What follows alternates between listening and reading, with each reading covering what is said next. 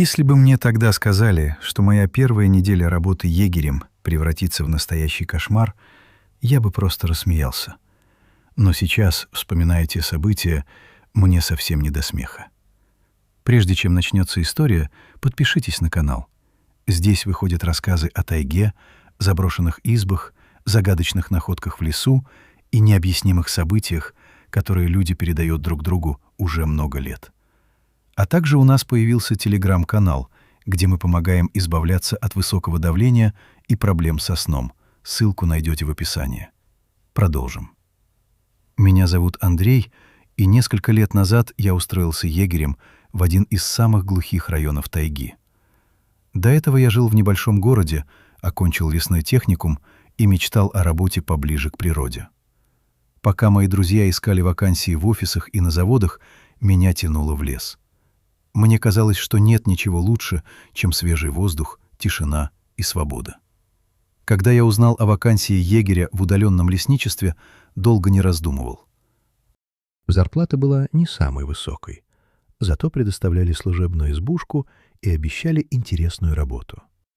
Через неделю я уже ехал на старом автобусе по разбитой дороге, наблюдая, как за окном постепенно исчезают последние признаки цивилизации.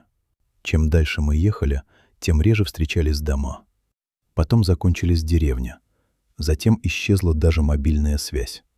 Вокруг стояла одна сплошная тайга. Когда автобус высадил меня возле старого деревянного шлагбаума, я впервые почувствовал легкое беспокойство. Водитель помог выгрузить вещи, пожелал удачи и почти сразу уехал обратно. Я остался один.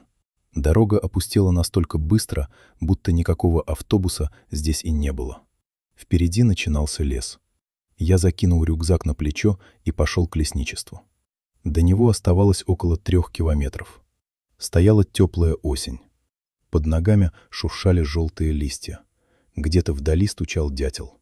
Воздух пах сыростью, хвоей и грибами. Минут через 40 я увидел деревянные постройки. Главное здание лесничества оказалось небольшим одноэтажным домом с зеленой крышей. Рядом стояли сарай, баня и высокая радиовышка. На крыльце сидел пожилой мужчина с густой седой бородой. «Андрей?» — спросил он, когда я подошел. «Да. Значит, новый егерь?» Он протянул руку. «Николай Петрович, старший лесничий». Рукопожатие у него оказалось крепким, несмотря на возраст. Мы занесли мои вещи внутрь. Николай Петрович показал мне кабинет, склад с инструментами и маленькую избушку, где мне предстояло жить. Домик был старым, но вполне уютным. Печь работала исправно, имелся генератор, запас дров и даже старенький телевизор, который, как выяснилось позже, почти ничего не показывал. Вечером мы сидели на кухне и пили чай. Николай Петрович рассказывал о работе, о браконьерах, о медведях, о туристах, которые регулярно умудрялись теряться даже возле тропинок. Все выглядело вполне обычным. Но потом разговор неожиданно изменился.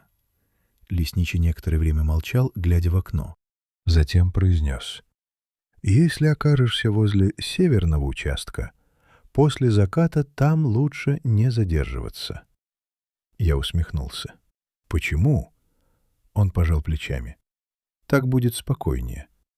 «Медведи?» «Нет». «Волки?» «Нет». Ответ прозвучал слишком быстро. Я внимательно посмотрел на него. «Тогда что?» Старик несколько секунд молчал. «Люди много чего рассказывают». «Какие люди?» «Местные». «И что рассказывают?»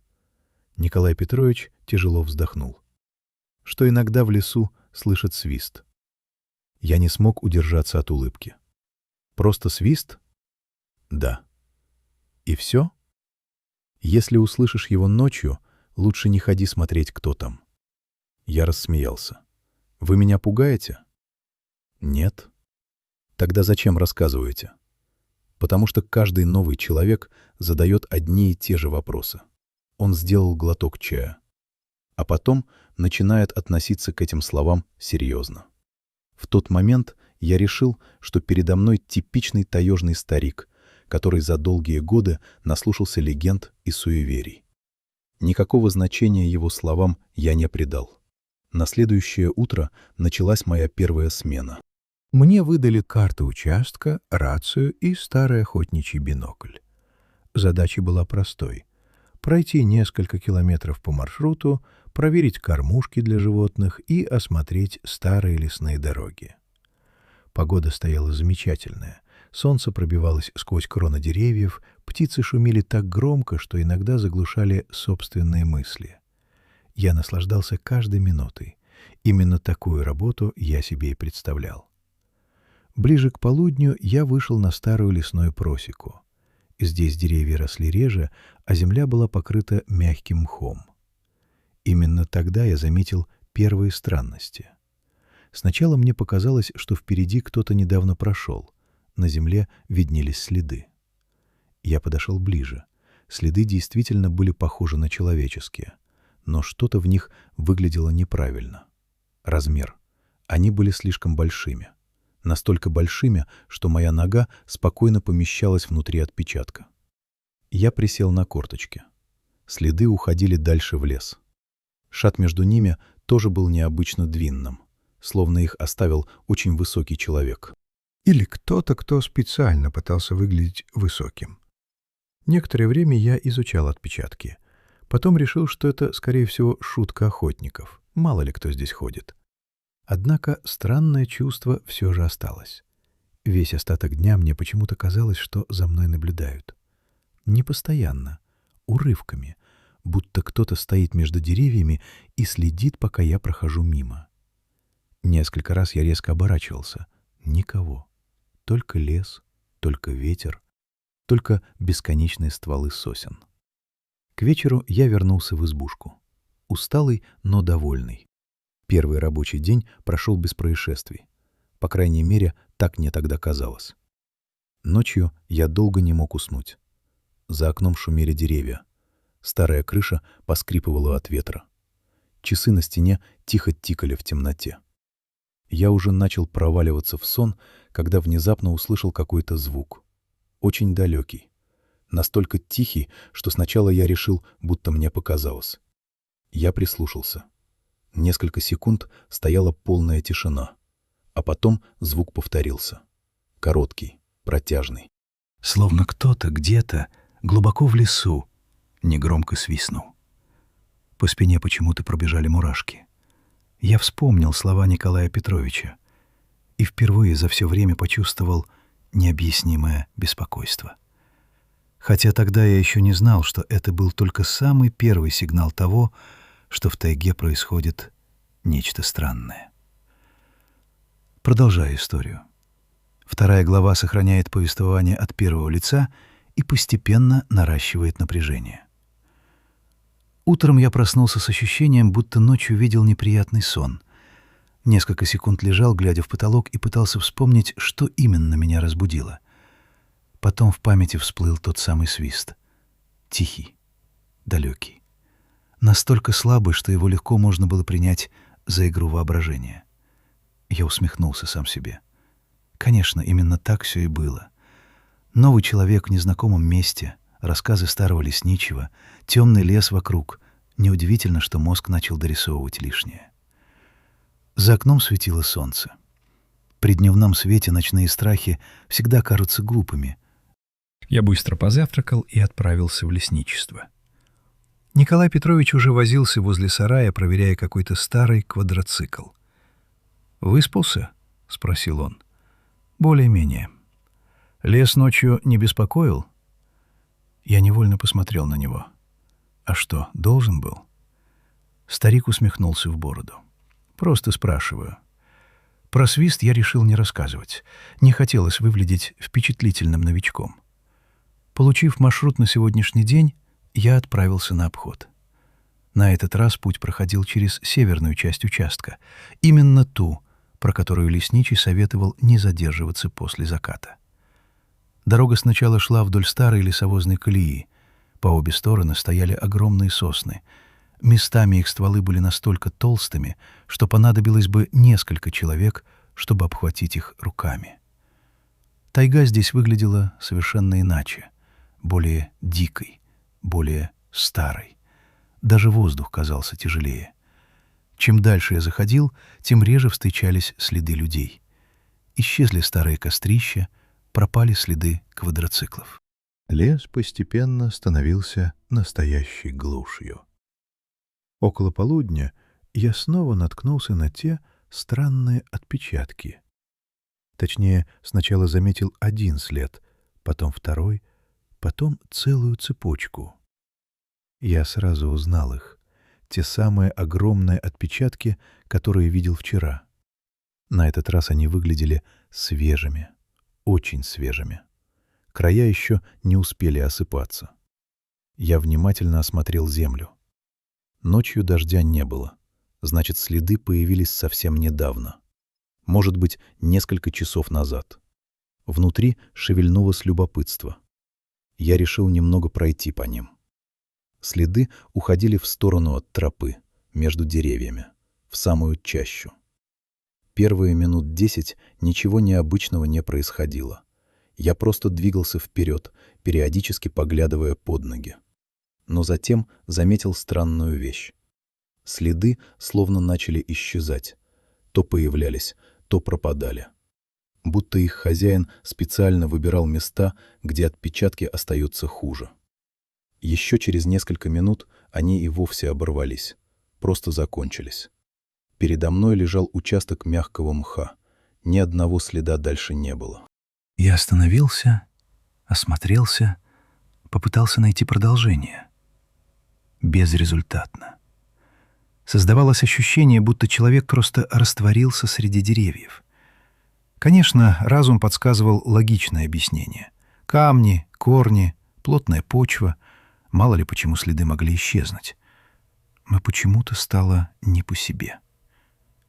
Лес вокруг вдруг показался слишком тихим. Я только сейчас понял, что уже несколько минут не слышу птиц. Совсем. Ни одной. Стояла странная тишина. Такая тишина бывает перед грозой или когда рядом появляется крупный хищник. Я невольно осмотрелся. Никого. Только деревья. Сосны уходили вверх на десятки метров. Между ними лежали тени, обычные лесные тени. Но почему-то именно сейчас они казались какими-то неправильными. Словно в них можно было что-то спрятать. Я решил возвращаться на маршрут. Найти следы не получилось, да и времени уже прошло достаточно. Развернувшись, я направился обратно и почти сразу услышал треск ветки. Где-то справа, совсем рядом. Я резко остановился, прислушался. Тишина.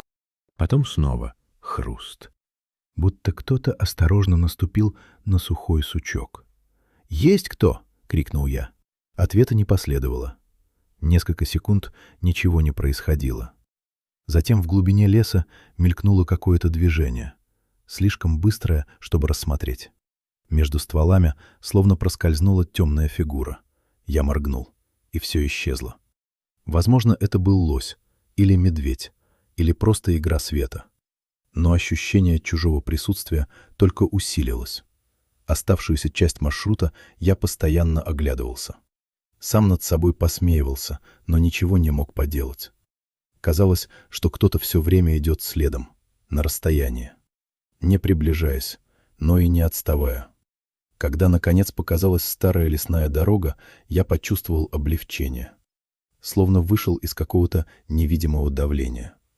До лесничества оставалось около часа пути. Я уже собирался двигаться дальше, когда заметил еще одну странность. На стволе сосны появилась свежая царапина, очень глубокая.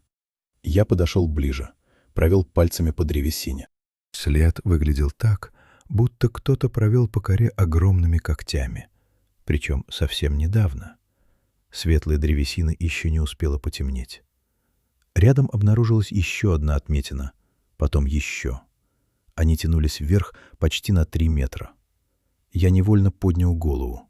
Для медведя слишком высоко, даже для крупного. По спине пробежал холодок. Впервые за все время мне захотелось как можно быстрее оказаться дома. Вечером я все-таки рассказал о следах Николаю Петровичу. Тот внимательно выслушал меня, не перебивая, потом спросил, где именно видел. Я показал место на карте. Старик долго смотрел на нее, слишком долго. «Что думаете?» — спросил я. «Думаю, что туда пока лучше не ходить одному». «Почему?» «Потому что лес большой». Ответ прозвучал странно. Я ждал продолжения, но его не последовало. Николай Петрович аккуратно свернул карту и сменил тему, будто разговор был закончен. Ночью погода испортилась, поднялся ветер. Деревья шумели так сильно, словно море. Я долго ворочался в кровати. Не знаю почему, но мысли постоянно возвращались к тем следам, к исчезнувшей цепочке отпечатков, к странной тишине, к царапинам на деревьях. Около полуночи меня разбудил звук. На этот раз я сразу понял, что не сплю. Свист. Тот самый. Он прозвучал намного ближе, чем вчера, не где-то далеко в лесу, а словно на опушке, рядом с избушкой. Протяжный, негромкий, жуткий своей необъяснимостью. Я сел на кровати. Сердце почему-то начало биться быстрее. Свист повторился. Снова и снова. Мне очень хотелось выглянуть в окно. Убедиться, что это просто какой-нибудь местный шутник. Или птица. Или ветер. Но почему-то я вспомнил предупреждение старого лесничего. Если услышишь ночью свист, не ходи смотреть. Несколько минут я сидел неподвижно, вслушиваясь в темноту. Потом звук внезапно прекратился. Так же неожиданно, как появился. Наступила тишина. Но уснуть я уже не смог. А когда за окном начало светать, мне показалось, что возле самого крыльца кто-то медленно прошел по сухим листьям. Всего один раз. Будто уходил обратно в лес. Продолжаю историю. В 3 главе напряжение усиливается, а тайна начинает приобретать более реальные очертания. После 2-й ночи я окончательно перестал считать происходящее совпадением. Нет, я по-прежнему старался мыслить рационально. Всегда можно найти объяснение странным звукам в лесу. Ветер, птицы, животные. Тайга огромна и полна неожиданностей. Но одно дело слышать что-то один раз, и совсем другое — 2 ночи подряд просыпаться от одного и того же свиста. Причем с каждым разом он становился ближе. Утром я вышел на крыльцо еще до рассвета. Воздух был холодным и влажным. Над землей стелился туман. Первым делом я осмотрел участок вокруг избушки и почти сразу заметил то, отчего внутри все неприятно сжалось. На влажной земле возле крыльца виднелся отпечаток. Один. Всего один след. Очень большой. Точно такой же, какие я видел в лесу. Я присел рядом. След был свежим. Настолько свежим, что края еще не успели осыпаться. Кто-то действительно находился возле моего дома этой ночью. Или что-то. Несколько секунд я просто смотрел на отпечаток. Потом достал телефон и сделал несколько фотографий. Связи все равно не было, но снимки могли пригодиться. В голове сразу начали появляться разумные объяснения. Может быть, охотник, может быть, местный житель. Может быть, кто-то решил подшутить над новичком. Однако, чем дольше я смотрел на след, тем меньше верил в подобные версии. Размер был слишком уж необычным. После завтрака я отправился к Николаю Петровичу. Старик сидел возле гаража и чинил бензопилу. «Нужно показать вам кое-что», — сказал я. Он поднял голову. Я протянул телефон. Несколько секунд лесничий молча рассматривал фотографию. Лицо его осталось спокойным, но мне показалось, что взгляд стал серьезнее. «Возле дома?» — спросил он. «Да». «Когда заметил?» «Утром». Старик вернул телефон. «Понятно». «И все? А что еще?» Я нахмурился. «Вас вообще это не удивляет? В лесу много странного бывает». Кто мог оставить такой след? Николай Петрович долго молчал. Потом встал. Сегодня поедешь на дальний участок. Один? Да. Именно туда, где были следы? Именно туда. Ответ мне совершенно не понравился, но спорить было бессмысленно. Через час я уже двигался по старой лесной дороге на квадроцикле. Маршрут проходил значительно севернее обычных обходов. Места там считались практически дикими. Люди появлялись редко.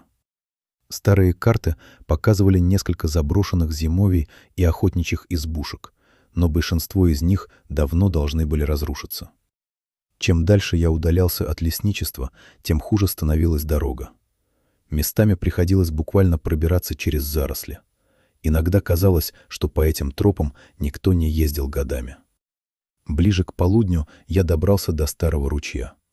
Согласно карте, неподалеку должна была находиться заброшенная избушка. Я решил проверить ее состояние. Такие строения часто используют туристы или охотники, поэтому их периодически осматривали. Сначала я даже не увидел дом. Его почти полностью скрывали молодые ели. Лишь подойдя ближе, заметил покосившуюся крышу. Избушка выглядела очень старой. Бревна почернели от времени, окна были мутными, одна ставня висела на одной петле. Место выглядело так, будто здесь десятилетиями никто не появлялся. Я заглушил двигатель и подошел к двери. Та оказалась приоткрыта. Это уже было странно. Ветер мог сорвать ставню, но дверь сама по себе обычно не открывается. Я осторожно толкнул ее. Петли жалобно заскрипели. Внутри царил полумрак. Пахло старым деревом, сыростью и пылью. Сквозь грязные окна пробивались тонкие полосы света. На первый взгляд избушка действительно казалась заброшенной, но через несколько секунд я понял, что это не совсем так. На полу возле печки лежали относительно свежие дрова. Не новые, но и не такие старые, как все остальное вокруг. Кто-то сложил их здесь не так давно. Я почувствовал неприятное напряжение. Медленно прошел дальше. На столе стояла жестяная кружка. Рядом лежала старая тетрадь, пожелтевшая, потрепанная, будто ее много раз открывали и закрывали. Любопытство пересилило осторожность. Я взял находку в руки. На первой странице значилась дата. Почти 15 лет назад. Дальше шли записи, короткие заметки о погоде, о животных, о маршрутах обхода. Судя по всему, тетрадь принадлежала какому-то егерю или леснику. Я начал листать страницы. Записи постепенно становились страннее. Сначала автор упоминал необычные следы, потом рассказывал о свисте по ночам. Затем писал о том, что несколько раз видел кого-то между деревьями. С каждой страницей почерк становился все менее аккуратным, будто человек сильно нервничал. По спине пробежали мурашки. Слишком многое совпадало с тем, что происходило сейчас со мной. Я перелистнул еще несколько страниц. Последняя запись занимала всего 2 строки. Я прочитал ее несколько раз. Опять слышал свист возле дома. Если кто-нибудь найдет эту тетрадь, никогда не отвечайте на него. Некоторое время я просто смотрел на текст. Внутри появилось неприятное чувство, будто я случайно заглянул туда, куда не следовало. В этот момент за стеной что-то громко хрустнуло. Я вздрогнул. Звук был настолько неожиданным, что сердце буквально подпрыгнуло. Кто-то наступил на сухую ветку. Снаружи, совсем рядом. Я замер. В избушке снова стало тихо. Настолько тихо, что слышалось собственное дыхание. Прошла секунда, 2, 3. И снова хруст. На этот раз ближе. Намного ближе. Словно кто-то медленно обходил дом. Я осторожно положил тетрадь на стол. Потом приблизился к окну. Стекло было грязным, поэтому пришлось прижаться почти вплотную. Сначала ничего не увидел. Только деревья, кусты, туман между стволами. Но затем мне показалось, что между елями мелькнул темный силуэт. Очень высокий. Он появился буквально на мгновение. И сразу исчез. Я резко распахнул дверь и вышел наружу. Никого. Абсолютно никого.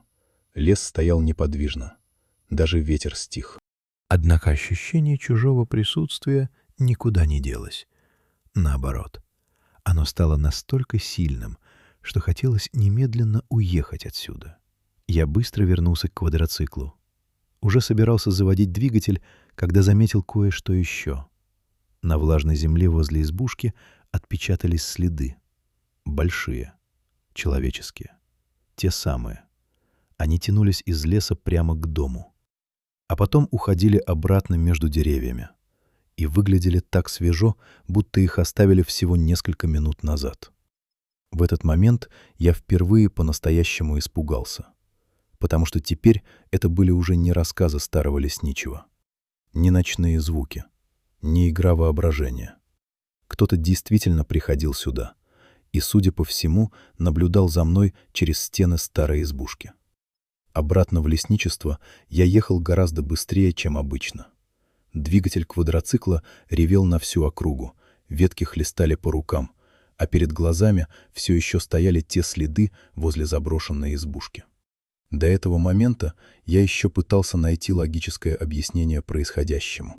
Но теперь становилось все сложнее. Слишком много совпадений, слишком много странностей. И самое неприятное заключалось в том, что кто бы ни оставил эти следы, он находился рядом совсем недавно. Возможно, наблюдал за мной из леса в тот самый момент, когда я читал тетрадь. От этой мысли становилось не по себе. Когда впереди наконец показались постройки лесничества, я почувствовал облегчение. Николай Петрович сидел на скамейке возле гаража и курил. Увидев меня, он сразу понял, что что-то произошло. «Нашел избушку?» — спросил он. «Нашел». «И тетрадь нашел?» Я резко остановился. «Откуда вы знаете про тетрадь?» Старик несколько секунд молчал, потом затушил сигарету. «Потому что я ее уже видел». «Чью?» «Старого егеря». «Какого еще старого егеря?» Он тяжело вздохнул. «До тебя здесь работал мужчина по имени Виктор». Я сел рядом. «И что с ним случилось?» Николай Петрович долго смотрел куда-то вдаль. «Пропал». От этих слов внутри все похолодело. «Как пропал?» «Просто исчез». «Его искали?» «Конечно». «И не нашли?» Старик покачал головой. Ни его самого, ни вещей. Некоторое время мы сидели молча. Я вспомнил записи в тетради. Странные следы, свист, наблюдение из леса. Все это теперь выглядело совсем иначе. «Почему вы раньше мне не рассказали?» — наконец спросил я. «А что бы это изменило? Хотя бы подготовило меня. Почему?» На этот вопрос у меня не нашлось ответа, потому что я и сам не понимал, с чем столкнулся. Вечером погода начала стремительно портиться. Небо затянуло тяжелыми тучами. Поднялся сильный ветер. Старые сосны раскачивались так, будто кто-то пытался вырвать их из земли. К ночи начался дождь. Я сидел в своей избушке и снова перечитывал фотографии страниц из тетради. Перед отъездом я успел сфотографировать почти все записи. Чем больше я их изучал, тем больше находил совпадений. Автор описывал те же самые следы, тот же самый свист, ту же самую тревогу, которая постепенно нарастала с каждым днем. На одной из страниц я заметил запись, которую сначала пропустил. «Кажется, оно приходит все ближе». И все. Без объяснений, без подробностей. Всего одна фраза. Но именно она почему-то запомнилась сильнее остальных. Около 11 часов вечера электричество внезапно отключилось. Избушка погрузилась во тьму.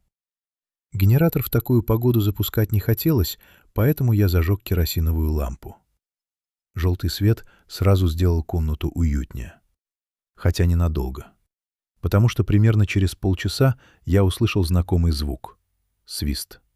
На этот раз настолько близко, что кровь застыла в жилах. Он раздался буквально возле дома. За окном. Сразу за стеной. Я замер. Несколько секунд не двигался вообще. Свист повторился. Длинный, протяжный. Такой, будто кто-то специально подавал сигнал. Внутри все говорило, что нужно сидеть на месте. Но любопытство оказалось сильнее. Я осторожно подошел к окну. На улице шел дождь. Вода стекала по стеклу сплошными потоками. Разглядеть что-либо было трудно. Однако мне показалось, что возле деревьев мелькнула какая-то тень, очень высокая, намного выше обычного человека. Я моргнул. Тень исчезла. Наверное, игра света. Или движение веток. По крайней мере, именно так я попытался себя успокоить. Тут раздался новый звук. Совсем другой. Шаги. Тяжелые, неторопливые. Кто-то действительно шел вокруг дома. Хрустели мокрые листья, поскрипывали ветки. Шаг. Пауза. Еще шаг. Пауза. Словно неизвестный специально двигался медленно. Я почувствовал, как ладони становятся влажными. Рациональная часть сознания подсказывала, что это может быть медведь. Но медведи не свистят, а человек не станет ходить ночью вокруг избушки во время ливня. Шаги продолжались. Теперь они находились прямо под окном. Я слышал их совершенно отчетливо. Потом все стихло. Наступила тишина. Только дождь барабанил по крыше. Прошла минута, другая. Ничего. Я уже начал думать, что все закончилось. Именно тогда в дверь кто-то постучал. 3 медленных удара. Тук, тук, тук. Я буквально оцепенел. Сердце колотилось так сильно, что отдавалось в ушах. Кто мог прийти сюда посреди ночи? До ближайшего жилья несколько километров. Туристы в такую погоду по лесу не ходят. Николай Петрович тоже никогда бы не стал так шутить. Стук повторился. Тук, тук, тук. Те же самые 3 удара, негромкие, но уверенные. Будто тот, кто стоял снаружи, точно знал, что внутри кто-то есть.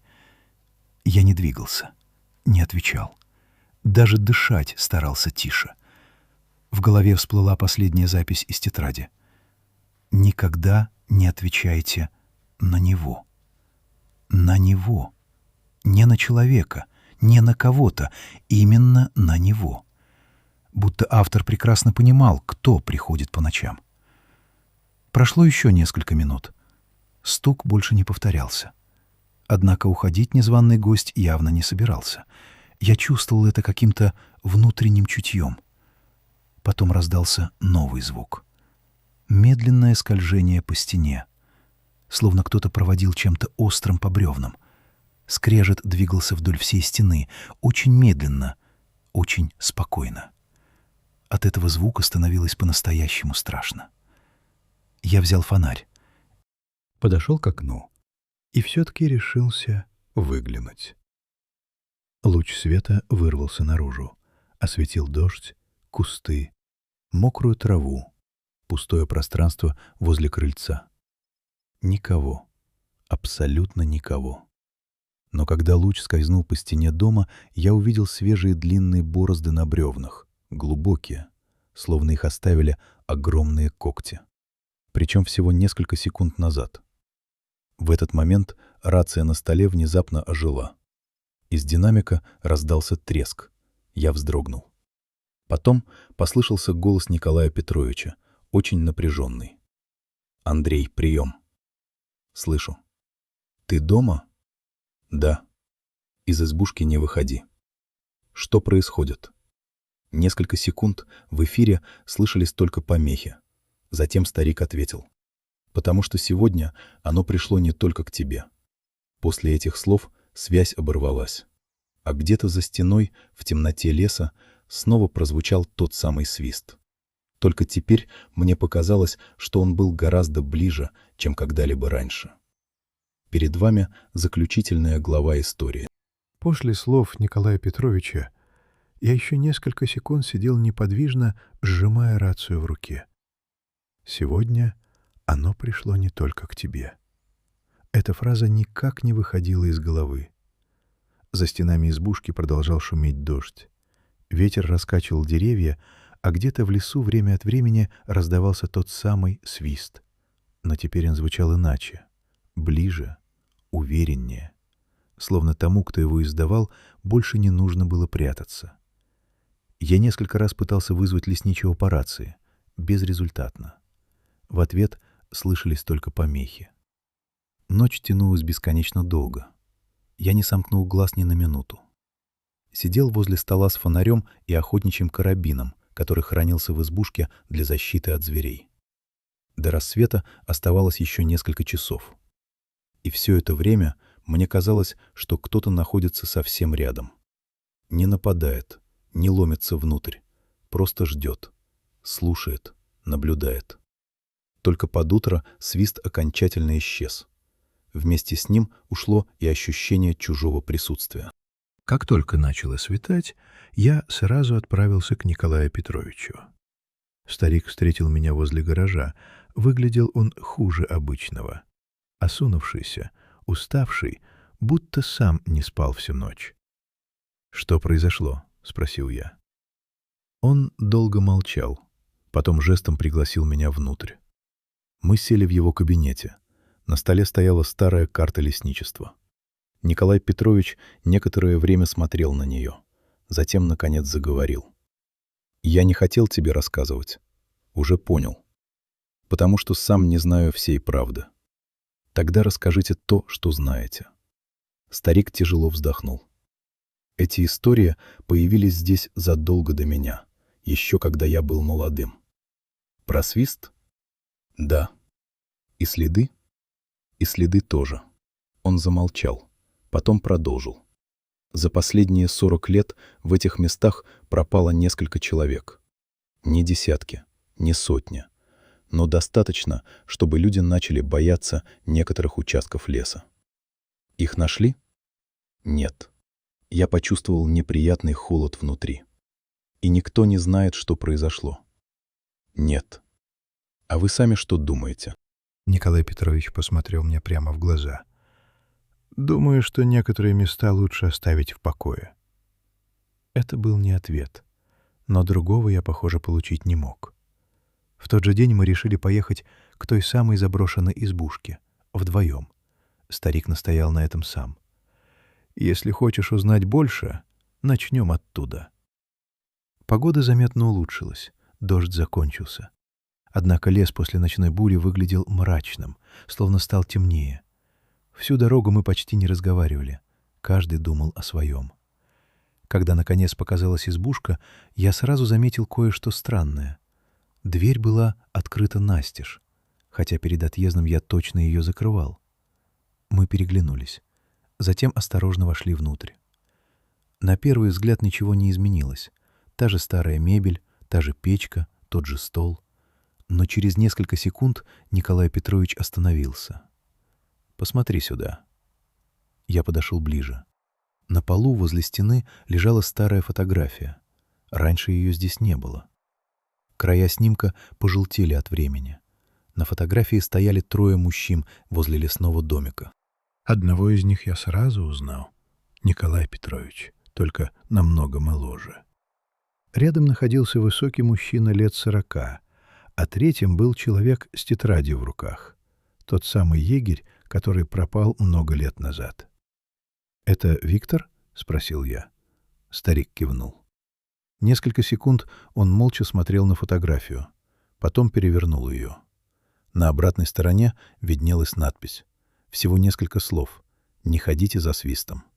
Я почувствовал, как по спине пробежали мурашки. «Кто это написал?» «Виктор». «Когда?» «Незадолго до исчезновения». Тишина внутри избушки стала какой-то тяжелой. Будто сам воздух давил на плечи. Именно тогда я услышал знакомый звук. Свист. Совсем рядом. Мы оба замерли. Свист повторился. На этот раз уже за окном. Николай Петрович медленно повернул голову. Я тоже посмотрел в сторону окна.